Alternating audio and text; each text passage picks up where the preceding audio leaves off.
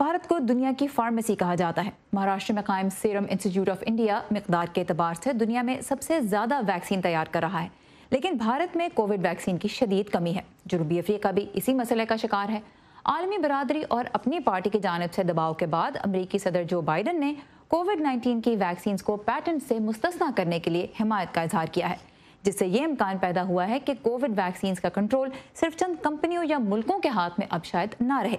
America और दीगर मगरबी ममालिक को इस लिहाज से तनकीद का सामना है कि वो अपनी ज़रूरत से बढ़कर वैक्सीन की खुराकें खरीद चुके हैं, जबकि दरमियानी और कम आमदनी वाले बेशतर ममालिक को शदीद ज़रूरत के बावजूद वैक्सीन मैसर नहीं।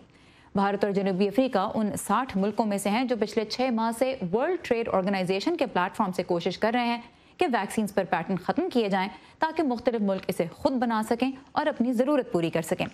कुछ मज़ीद तफसीलात के लिए हम इस वक्त बात करेंगे इरम अब्बासी से, जो बज़रिया फ़ोन लाइन हमारे साथ हैं। इरम, एक अरसे से अमेरिकन एडमिनिस्ट्रेशन इस हक़ में नहीं थी, सदर डोनाल्ड ट्रंप की इंतज़ामिया पैटेंट से इस्तिस्ना देने के हक़ में नहीं थी, तो सदर बाइडन इस फैसले पर कैसे पहुँचे? अमरीकी हुकाम का क्या कहना है? ये बहुत ही एक मुतनाज़ा इशू रहा अमेरिका में और सबकी नज़रें इसी पे लगी थी कि सदर बाइडन जो है इस हवाले से क्या फ़ैसला लेंगे।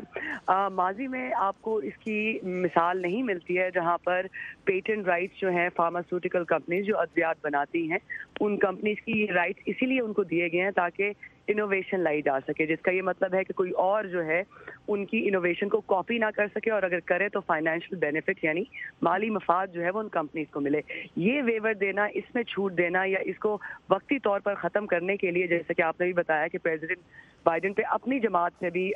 बहुत ज़्यादा दबाव था। India and south Africa leading voices थे इस हवाले से, और हम ये भी जानते हैं कि वर्ल्ड ट्रेड ऑर्गेनाइजेशन में जहाँ पे 164 कंट्रीज़ हैं,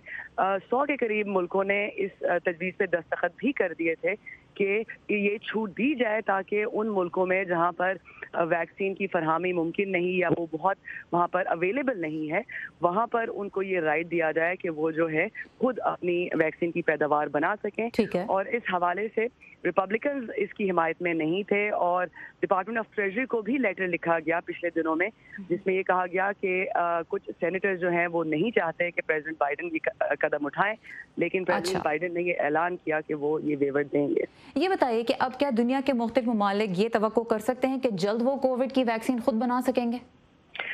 देखिए सारा 0.3% अभी तक जितने भी वैक्सीन के टीके लगे हैं वो जिन्हें कहते हैं ना कम आमदनी वाले मुल्कों में, वहाँ पे सिर्फ 0.3% टीके जो थे वो मुहैया हो सके हैं।